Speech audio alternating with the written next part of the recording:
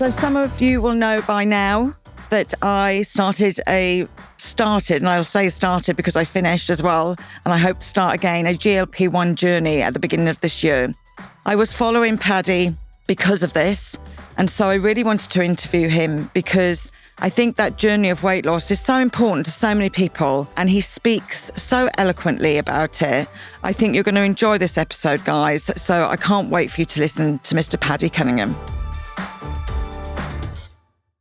I know so many women in business that have started from the kitchen table, but are now exporting products all around Europe and hiring freelancers from all over and so much more.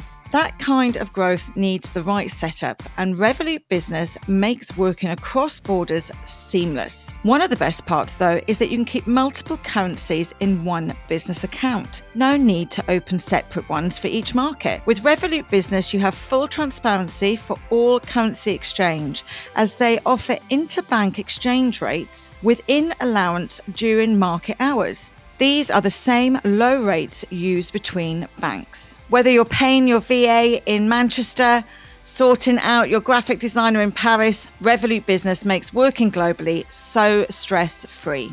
You can manage it from your laptop or from the palm of your hand on your phone. And if you fancy trying this, then BeBelle has the offer for you. BeBelle listeners get €200 welcome bonus if you sign up at www.revolut.com/rb/BeBelle. Wherever your business is heading, this will give you the confidence to move forward. The offer is valid to all new business customers in Ireland. Sign up before September the 30th, 2025 and add money to your account to get your bonus. T's and C's apply. Paddy, welcome. Delighted to have you. Well, thanks for having me. Delighted to be here. Well, do you know what? I followed your progress, I suppose, online, and this pod is all about really understanding the people behind those stories. So I couldn't actually wait to have you on. Thank you. Thank you. No, delighted to be here. And particularly because I think you were saying earlier, the second man to kind of be on the podcast. I was listening to Brendan's podcast actually this morning as well. So an honour to be here. Thanks for having me. No, I'm really delighted that you said yes. So let's start at the beginning. Tell me where it all began. Okay, I guess it began in the middle of a field in Sligo, where I'm from. Literally in the middle of a field, yeah. Okay. Didn't ask mum and dad that much, but from Sligo. Yeah. That's where home still very much is, although now I'm kind of living just over the border in Leitrim. But from Sligo. One sister, mum and dad, grew up there, went to primary school just over the road from the house, secondary school in town, which was a big, big ordeal. Oh my God, we get to go to town for the big school. And then when I was, maybe 19, I think, moved up to Dublin for college, out to Ballyfermot. And that was a big adventure on its own right then. I was going to say, it's mad, isn't it? Like, people, like, have that thing about, moving, like you said, we went to big school in the city. So like, are you the oldest or youngest of your siblings? Yeah. So you're the youngest. So we always have this joke, I'm one of 5 girls. So my dad never got the holy grail of having a son. But we always said if a boy had come, they would have just been spoiled to ribbons. Yeah. So girl first in your family. Yeah. And is there much between the two of you? 3 years. 3 years. Did you find as kids when you were younger, did you grow up, were you close? Yeah, I'd say we were close. We definitely, though, still had, I'd say, quite different, particularly in our teenage years, quite different experiences. My sister was the sporty one, into basketball. She was the one that I would have seen, like, say, hanging out in town with her friends and stuff like that. Whereas I was the one that had zero interest in sport or anything to do with movement. Oh my God, no, it was like the worst. So I was the one that very much would have been, I guess, at home, being the nerdy one. I was the nerdy one. My sister was the cool one. I was the nerdy one. That's probably the best way to summarise it. But I was okay with that.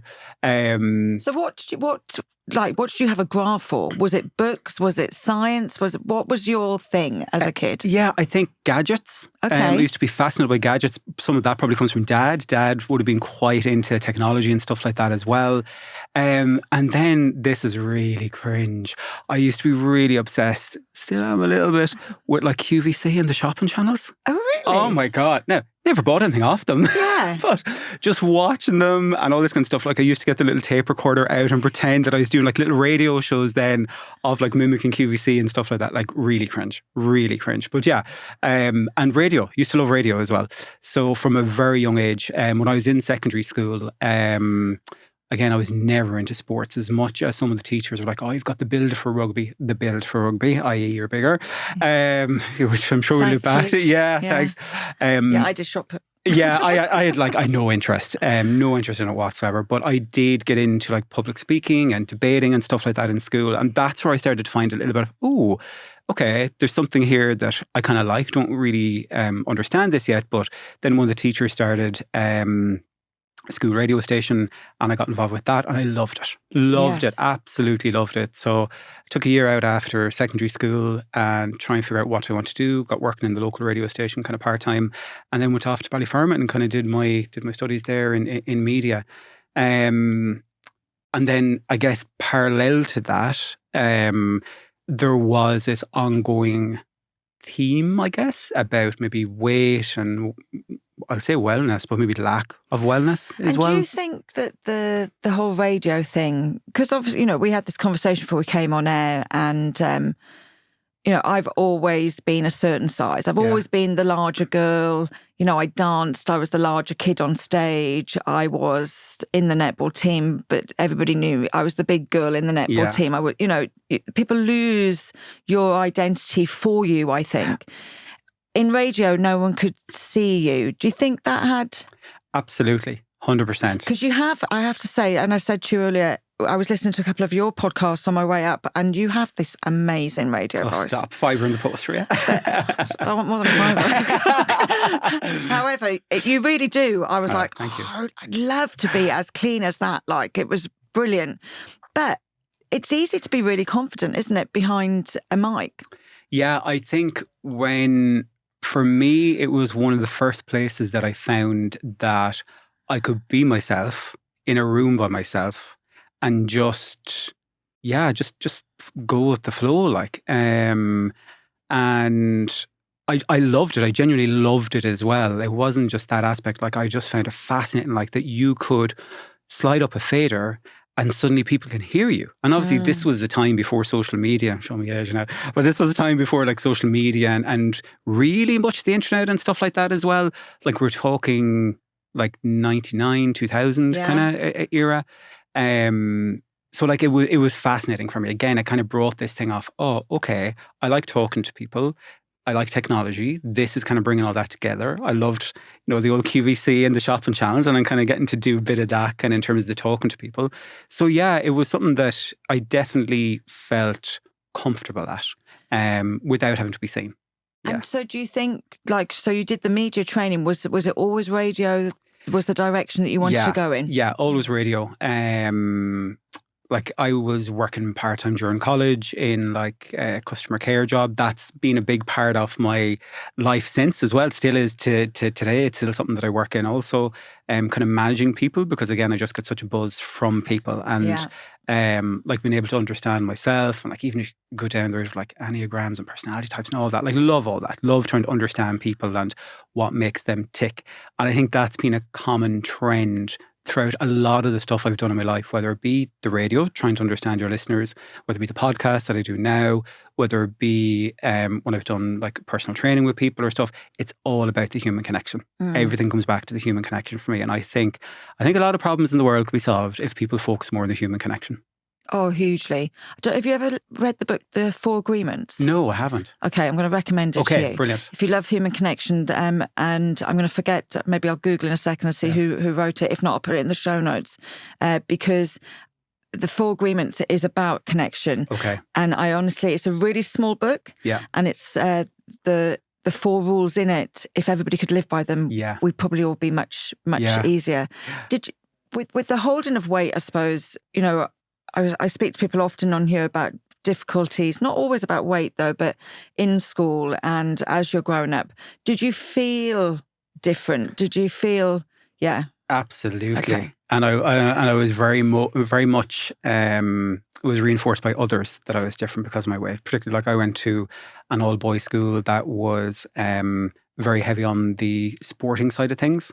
So when you weren't into sports, it definitely, that stood out as well. But, something I've talked about a few times, but like, say, instead of being called Patrick back then, it would have been Fatrick and stuff like that. And charming. Yeah. And like, it's mad. Like now looking back on it, like it's a bit emotional still, but I guess I very much compartmentalize things like that. But like, look at that was, children can be cruel and stuff like that, particularly teenagers. And do you know what? I was different. Kids are going to pick out on people that are different. I was definitely trying to figure out a huge amount about myself and multiple aspects of life. But definitely the weight was thing, even down to like clothes and like non-uniform days, and the fear of a non-uniform day. Of like, oh my God, what am I going to wear?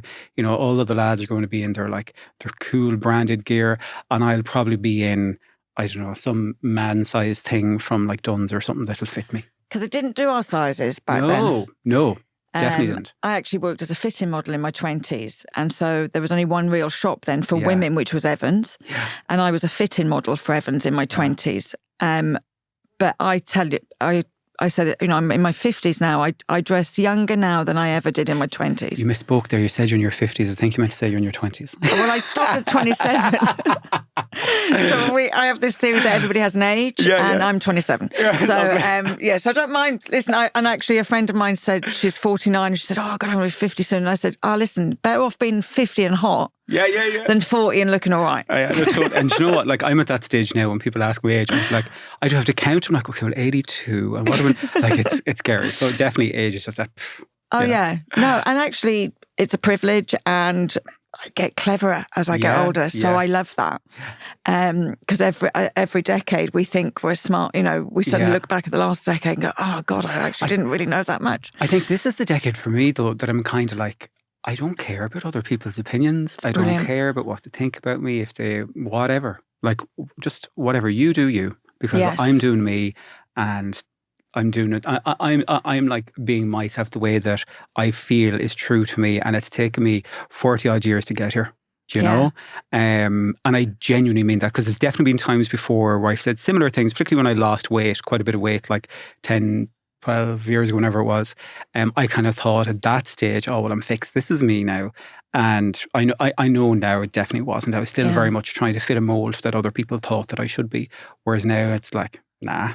And that's the time of The Biggest Loser? Yes. Okay. Yeah. So you've got your study, you're working in radio? So at that stage, I was working in radio. I had been offered a job in England working for Bruno Brooks. I don't know if you remember. Yeah, remember Bruno Brooks? Yeah, so I was living in... So I was living in Reading, and working for a company that Bruno Brooks had, doing like in-store radio for places. Loved it. And during that period, my housemate at the time, I was working a day job as well. Common trend, I rarely ever just have one job. I have to be busy. I'm not one of these people that's good who just sitting with nothing to do. So there's usually a few jobs on the go. Like myself and my housemate used to sit and watch The Biggest Loser USA. And we'd be sitting there like stuffing our faces and be like, oh, sure, look, at least we're not that big. Like, that's the truth. Like, because America was on a whole other scale. And then before you know it, you're like, well, wait a minute now. I'm actually like 22 stone or whatever the case is back then. And that isn't the heaviest I've ever been. But at that stage, it was about that. And we had seen, that The Biggest Loser were looking for contestants. Didn't think anything more of it, but my housemate Will put in the application and didn't tell me. And it's like, oh, by the way, we're doing a screening call for The Biggest Loser tomorrow. I was like, what? You didn't tell me this. So that kicked off that whole series of events that kind of took, that was June until September, the application process. It was fairly long, quite a few different steps to it. Yeah, and ended up going on The Biggest Loser, which was 7.5 weeks of filming, quite Big Brother style, locked away in a house, no real contact with the outside world, 5 hours of exercise a day. But a brilliant experience as much as it's extreme though, isn't it? Yeah, definitely. Definitely not sustainable, not real at all. Like, I think it was having the ability to just focus on you. Yes. No distractions, no nothing. Every day when you got up, you were the priority. Now, obviously, there was filming going on around and all that kind of stuff as well. But for me, it was very much, okay, here's a chance to focus on me. So, and that's very much what I thought. So did The Biggest Loser, lasted like the 7.5 weeks on it. And during that period I lost, I think it was like 6 stone 8. And I came out, I think it was like 14.5 stone, which is the lightest I'd kind of ever been, ever in like from my teen years upwards. And that was definitely a changing point in life in terms of how I guess the rest of life has gone as well. Okay. In relation to, after that, I was like, okay, I want to maybe go back to college. I want to go back and study being a personal trainer and stuff like that. See, can I help other people? I was living in England at the time as well. So I kind of thought, I'd like to be near home again, like to be near mum and dad, all this kind of stuff. Dad had just retired and I thought it would be nice to be near them. So moved home. At that stage, everyone was like, what do you do moving back to Ireland? Like, there's nothing here. Like, literally it was when there was like mass exodus to like Australia and everywhere. And I did think about, will I move somewhere sunny? Like, could be nice. And I thought, no, family, I want to be near my family. So moved home, did my personal training kind of course. But within that kind of, I'd say 2 to 3 months after moving home from England, so much happened during that period that kind of set the trajectory for even for now, for how life is today. Like in terms of, I'm back doing some like personal training with people. I met my now husband like within 2 months, 6 weeks of moving home back in 2011. I was really fortunate that as it was TV3 at the time got me in doing some like TV stuff for them. And I've been fortunate that throughout the year since there's been little bits of media stuff that I've still been involved with even this year. There was a period of time where I started saying no to stuff because I got too self-conscious about my weight again. Okay. Coming back on. To the extent that in about 2013, I kind of stopped doing the personal training again because I was way too self-conscious that I had relapsed almost and regained all the weight I had lost on The Biggest Loser. And I think that's an important piece because the regain, did it feel physical or mental? I think I definitely had extra pressure on myself mentally. I think for a number of reasons. One, the fact I had regained weight. Secondly, then I had lost the weight so publicly at that stage. Again, this was before like Instagram was a thing, not to the extent that it was now. But social media was definitely a thing for me. And I enjoyed it, but found myself pulling back from it because I was too self-conscious of kind of how I looked, being a failure to people that had watched me on telly losing this weight, and they might see you as a source of motivation for themselves or whatever. And I very much felt like I had let other people down. So whatever about myself and the physical and the emotional thing that I felt about myself and about, God, here I am again with this weight on me, there was definitely that added pressure of other people having letting them down. I remember like even some TV stuff and radio stuff at the time being invited to do it and saying no to it because of that. And it killed me. I was going to say the weight of that is much heavier than what you were carrying on your body. Yeah. That's very stressful. Yeah, and it was really, oh God, here I am again. Like I thought, as I've said a few times, the way I talk about it is I thought it was fixed when I had the weight lost, because I had associated the number on the scales to being fixed. And you'd met your partner then. How did you meet your partner? Online. Oh, really? Yeah, very modern. So nice. Yeah. Very modern. Very modern. What was he saying to you at the time? So Peter has always been extremely supportive. Like from day one, no matter what size I've ever been or when I was gaining weight, never would have like said anything about it, like, you put weight on. Never, ever, ever. Yeah. Always a case of just reinforcing, no, I love you. Yes. And that's been the theme to this day. Like there's never been. So the pressure's coming from people you don't know. Oh, absolutely. Yeah. Absolutely. Like you would get the comments from some people, and something I've spoken about on my own podcast a couple of times is like one incident in particular where I was at a family event, a wedding, and somebody that I had met when I had all the weight off me, it was about maybe 18 months afterwards, I met them for the second time. And literally like when they walked up and they just went, Jesus, Paddy, the size of you, what have you been doing? What have you been eating? And I was just like, and this was said in front of people and everything. And I was just like, and I see that person multiple times, like a year now, kind of since then. But that was just like, it's one of the things that stuck with me, 12 years on, from when it was said to me. And I'm sure to them it was a fleeting comment that they didn't think about. But now, obviously, I kind of reflect on, God, I wonder what was going on in that person's life that made them feel they had to belittle somebody like that. Yes.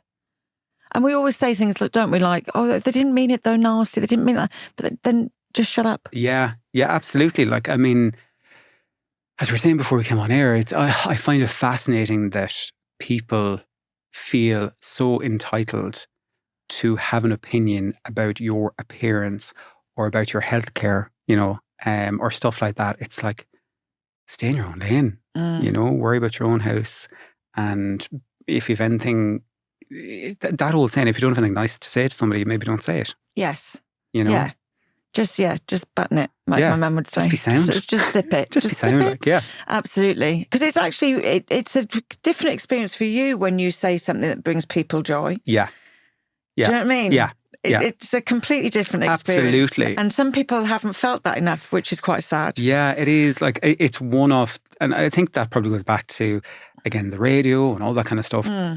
Being able to, when I'm on air, I do think about, is there potentially somebody that's living by themselves, doesn't have, maybe other people in their lives or stuff like that, and you're the connection for them. You're the person that can help bring a little bit of joy to their day. And I always see that as being part of, like, even the stuff with social media that I do. I rarely ever will put negative stuff out on social media, or at least I try not to, I don't think, because it's important that if people are engaging with social media or listening to you on the radio or watching something you're doing, that they should leave that experience, whatever way it is, feeling somewhat uplifted or better about themselves. That's what I do think. Yeah, no, absolutely. And so you're at this position now where you're feeling the weight as well as putting the weight back on. Where'd you go from there?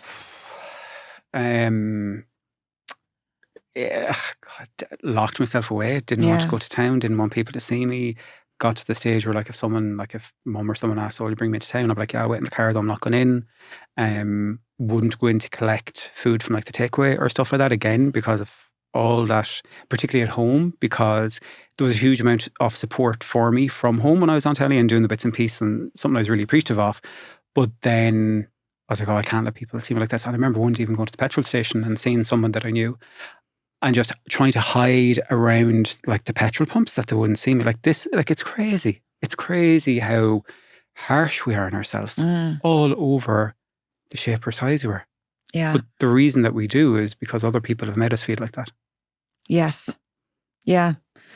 Yeah. I mean, I've never felt, I know I said this to you earlier, I work in the health and wellness industry. I have done since 97.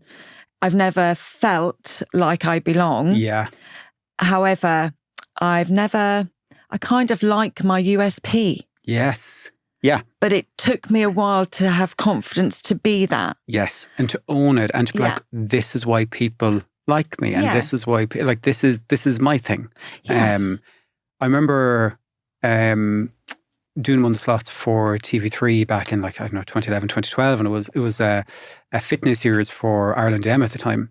I remember there was such a mix of comments. Some people like, oh my God, this is great, somebody I can relate to. And then you'd get the comments off, oh my God, who let him on telly, the state of him, saying he's a personal trainer. And it almost comes full circle, because this literally happened last week again, where I was putting out content and I was talking about, like, I'm training some clients again and stuff like that, and trying to support people that are on a journey similar to what I'm on at the moment. And it again just comes back to the idea, like, why do you think that you have a right to, having to say those things so publicly about people? But it's similar to what you were saying there, about maybe 3 years ago, but when I moved back to Sligo, I used to do ladies boxercise classes back when I was a personal trainer. So I loved them, so much fun. And I moved back to Sligo 5-6 years ago. It was before lockdown, but after lockdown, there was, like, a lot of the ladies used to come to my classes were like, Paddy, are you going to start the classes again? Are you going to start the class again? And at this stage, I was like 23 stone. And I was like, why are you asking me that? Like, some of these, like, they've seen me, they know I've put weight on. Why in God's name would they be asking me to do a fitness class for them? And it was that exact thing. It's like, Paddy, we relate to you way more than somebody with their six-pack out on show trying to talk about fitness. You get it. And it wasn't just one or two people, multiple people were saying this to me. And I was like, okay, maybe I need to actually accept what these people are saying, is that you can still be relatable and you can still have value for people regardless what shape or size you are, even in the world of health and well-being. Yeah. And that is definitely something that I've become a lot more comfortable with. I'm maybe more vocal about pushing back on some of those kind of trolls or some of those kind of nastier people. I'm just trying to own that space that I guess I'm in, because other people find comfort. People want to go to people that understand them. Yeah. Everybody's looking for their tribe. Yeah, absolutely. You know, and, you know, I teach Pilates, which is blowing up at the moment. Yeah. But it's not really Pilates that's blown up. It's young girls in Lycra that are blown up. And I'll never be that. I never was that. Pilates has never certainly shown itself to me in that way. Yeah.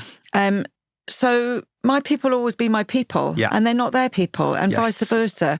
So there's people for everybody. So was it that peer pressure really that got you back into? Yeah. Brilliant. I love it. Definitely. I want to meet all those women. Go girls, go girls. Absolutely. And like, you know, those first kind of few classes back, all the hugs, and we're all delighted to have you back. And like, it was just like, okay, it felt like, okay, I'm coming home. This is the feel good vibes that you should be getting from a community, whether that be in person, whether that be from the people you follow online, or even the podcasts you listen to, or stuff like that. It should be stuff that makes you feel good about yourself. And there's so much stuff out there, whether that be even like, I was speaking to somebody recently that they said they stopped going to their gym classes in the gym that they were in because they felt so out of place, purely because of things like we were saying there, because of just, it was like a fashion show with all this, that and the other, and how much flesh can you show and all this. Like, this isn't me. It might be a fitness class, but this isn't my space. So I think, it's so important, and particularly for people that are in that kind of fitness space, to try and understand, you know, that kind of brash, selling abs, selling shredded, that's a very small portion of the population that will attract and appeal to. It really is. For the average person that is out there wanting to engage with health and wellness, relatability and understanding is like the most important thing. Yeah. BeBelle actually started because I wanted to bring out athleisure, because I could never find athleisure for me. Yeah. And I thought that the problem has disappeared, but actually recently I've really understood that the problem hasn't disappeared. Yeah. Because actually, you know, I was a ambassador for Lululemon for 2 years, and I still can't buy clothes in my size. Yeah. It's funny, I was talking to a stylist, they weren't stylists for me, but to Sarah Lyons, who we had on the podcast recently, and we were talking about this, is that brands seem so out of touch with creating clothing that fits, say, bigger bodies, or bodies that might be different shapes or sizes. Like, it's particularly with like the whole, for me, trying to understand, look, I know my waist should be here, but it's not because I have a belly. Yeah. Do you know what I mean? Yeah. Like, but then it's like, oh, then I'll have baggy backside because your waist, and there's such a market out there, such an opening for some brand that understands different shapes and sizes and can properly not just create a bigger version of something that already exists, but actually create brands that complement your body. I think I'm going to have to do it, Paddy. I'm going to have to do it. Come on, let's go. I've just got an itch. Yeah. I think I'm going to have to scratch it. But yeah, no, it is. So you get back into it. Yeah. You're feeling more confident. Yeah. Where does that take you? Feeling more confident.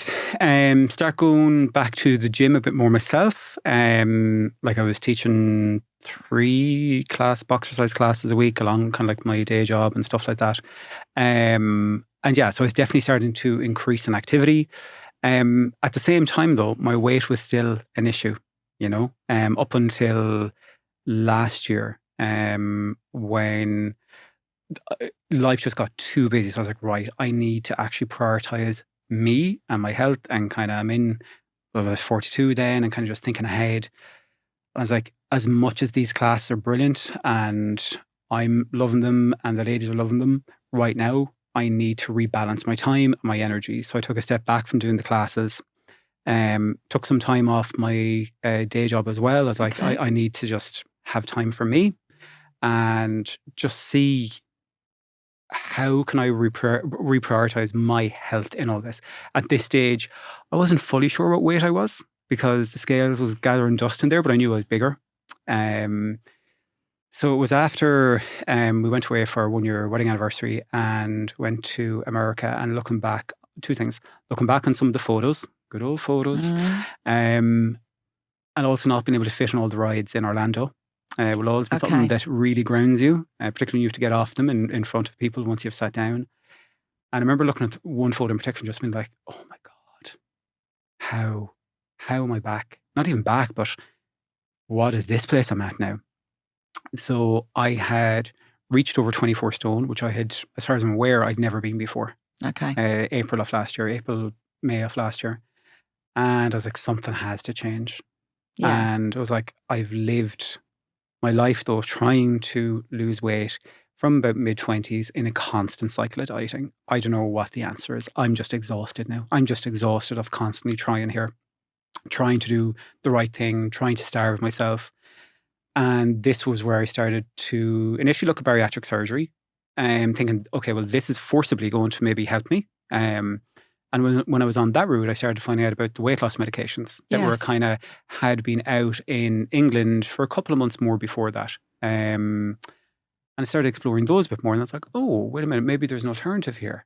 And started exploring that, met with doctor, had a chat to the doctor. And this is your GP? Not my GP, no. Okay. Because I was afraid to go to my GP. Because I didn't know. Yeah. I'd heard horror stories of, like, again, opinions and stuff like that. Not about my GP specifically, but just other people's.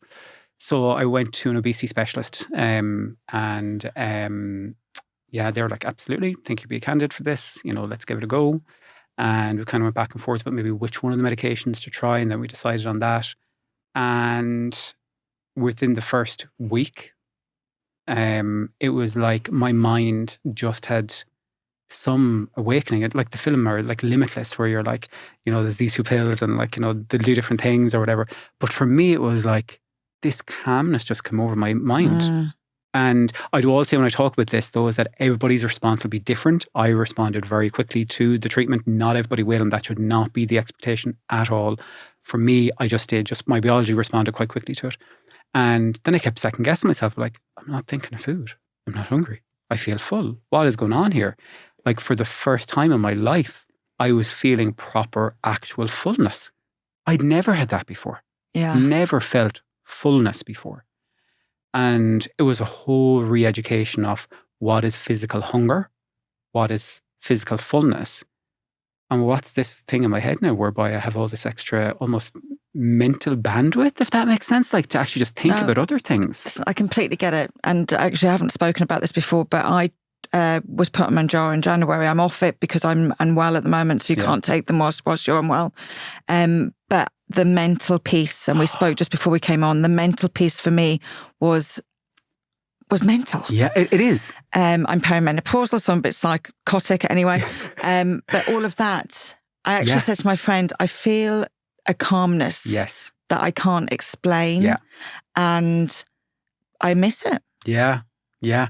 I can get it because, as I was saying, I had to come off it in earlier this year I was having a operation. So I took off it for 5 weeks, and very quickly that old headspace and that noise and all that stuff was back with a bang fairly quickly for me. And it was a good reminder though of how life used to be in terms of my head. But the way that I describe it for folks that maybe can't get what we're talking about is, I lived for 42 years, okay, maybe not when I was a baby, I don't know, but for the most part of my life, with this constant radio in the background, talking about food, driving me towards these bad habits, like just constant. When people talk about food noise, for me, I related to this constant radio, always making me think I needed food and that I'm not full and that I'm still hungry and all this kind of stuff. And that week one, it was like someone just turned that dial down, and it's like quietness and just this extra headspace to think about other day-to-day things and to focus on other things and to be more productive with other things. Well, I was just going to say I became very productive. Yeah. Now, I didn't lose any weight, 0, not pound. In fact, I think it inhibited me because when I stopped, I've lost a few pounds since I stopped. But the head piece super, super important. And I think that's important that people understand as well, that these things don't work for everybody. Yeah.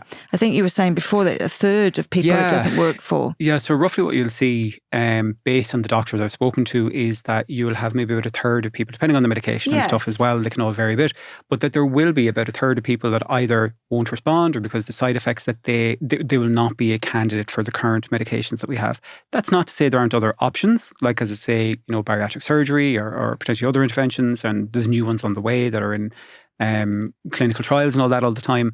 But yes, there will be a portion of people that will not be suitable for the medication. I think what excites me about this is that people just always had, like I wore a glucose monitor for 10 months. Not for any other reason, but to try and show my doctor that I ate very clean. Yeah. Because I could hold that line level for months and I wouldn't spike. I'd given up sugar and I was just proving a point, because if I wasn't me, I would have thought I was a secret eater. But isn't this the mad thing that you felt almost that you wouldn't be believed? Oh, I knew I wasn't being believed. This is the because mad people thing. go, yeah. Like, and I'd be like, I swear to God, I haven't eaten all that shit. Yeah, it's like when I come off the medication, I regained within about 3 weeks, I think it was 2 to 3 weeks, I had regained about 15 pounds. Like, yeah. I wasn't overly surprised at that because I know the way my body works. But other people hearing that would be like, what? I think that's what's so great about it, is they're starting to look now at the science of weight. And it's not about, oh, she's lazy or he's this or he's that. It's about there's something different metabolically. Yes. In every person is a complete individual. And I think that's what has excited me, is that the people that are in charge, the scientists, etc., are looking now at weight in a very different way. Absolutely. And it's now recognised as a chronic disease. Yes. As much as a lot of the big portion of society wants to tell us, no, it's not. No, it's not. And I think that just goes to show the amount of work that is still done in terms of weight bias and stigma and stuff like that exists out there. But it's fascinating to now see it being treated as a medical condition as opposed to you're just lazy and you eat too much. Yeah. That you're doing something wrong. And like when it was first said to me, Paddy, this is not your fault.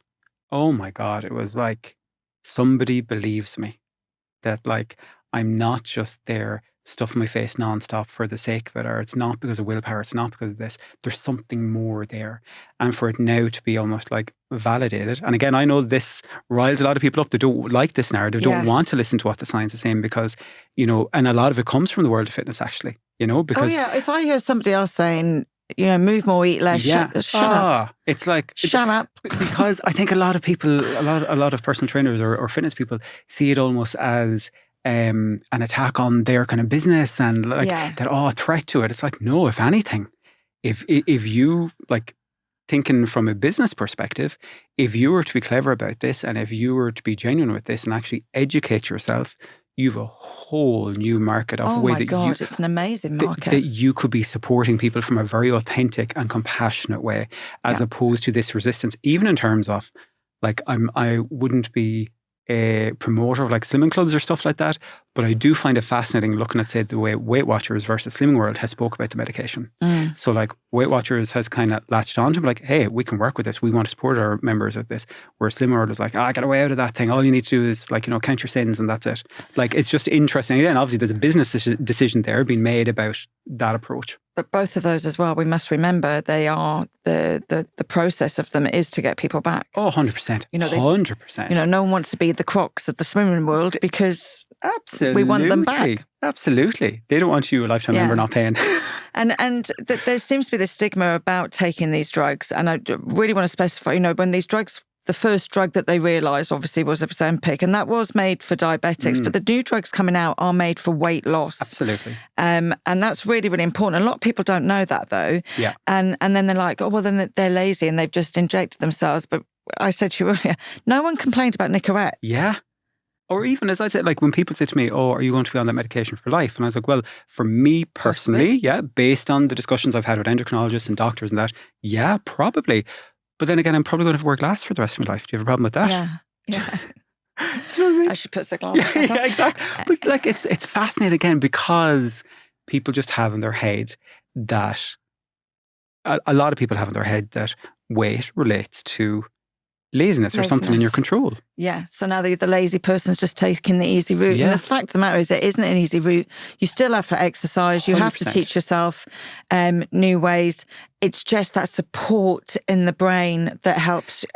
I think it's amazing. It levels the playing field. Yeah. It helps your body work with you as opposed to working against you. That's the thing for me. Is like, as I say, I've done the gym. I've done like the counting numerous calories on my fitness pal for months on end, and still ended up at the back at square one. Whereas now, with the support of the treatment and the ongoing effort with the gym and with the nutrition that I've done before, my body is working with me for the first time in my life ever. It is amazing. And now you're an advocate for that, and people follow you to find out more information. And I think that's really great. As I said to you earlier, I listened to a couple of your pods on the way up. You know, I love the way, disclaimer, you know, this isn't medical but people can relate and they can look for information. Yeah, absolutely. And I think like in one sense it's unfortunate in Ireland. I get why, but like when you talk about particularly on social media, like say prescribed medications, there is a lot of rules and regulations that you have to try, like an awful lot. And that's something that I try to be very mindful of, and like have engaged directly with the HPRA on that are responsible for that, like to try and make sure that I'm talking about it in a way that is responsible, but yet allows me to share my story that can help people feel better about themselves and to, I guess, give people hope, whether that is a medicated route or not, that you just feel that you deserve the best version of yourself and the best version of your health. And that doesn't necessarily mean that you have to be a certain weight. It's just whatever that means for you, and that you don't give up on yourself. I just want to feel healthy. Yeah, exactly. Yeah. Like people now are, obsessed with asking me, oh, well, what's your target weight? Or like, don't lose too much more. Oh God, that's what I'm getting from don't lose too much more. And I'm like, I'm still like 16 stone 8. I'm still classed as obese. So from a health perspective, I do still have a bit more weight to lose. But I am absolutely not sitting here thinking, I want to be like the equivalent of size 0, anything like that. It's definitely a health first thing. Yeah. So can I just ask then, before I get the question from our last guest for you, how do you feel? I feel like how I think I should have been feeling for the last 20, 30 years. Like I feel genuinely myself. Yeah. And that had been really exciting. And I think the biggest thing that I'm feeling over particularly the last year, I think, is that confidence with standing up for myself and saying no to things and saying no to people and standing my ground with things. Because previously, I think probably because you want to be accepted, you'd say yeah to things and you just go with the flow. Whereas I have felt way more empowered more recently to be like, no, this is my value, this is my worth. And I don't even mean financially, I just mean in terms of time, headspace, who you surround yourself with. And I am a huge advocate. Everyone I talk to now, they're sick of me probably saying, know your worth. And I don't just mean financially, but know your worth in terms of who is worth having your time, who is worth having your headspace, who is worth worrying about, what's worth worrying about. And getting comfortable with that and just, boundaries, baby. Yeah, exactly. Boundaries. Okay, so we always ask people to leave a little question. This is the question from the last guest, so you can have a little look. I need my glasses now for Get this. the glasses on. Okay. So not that. Yeah, turn it over. This one? Not that one. The next one. There you go. One. What is your proudest moment? Oh, wow. Oh, wow.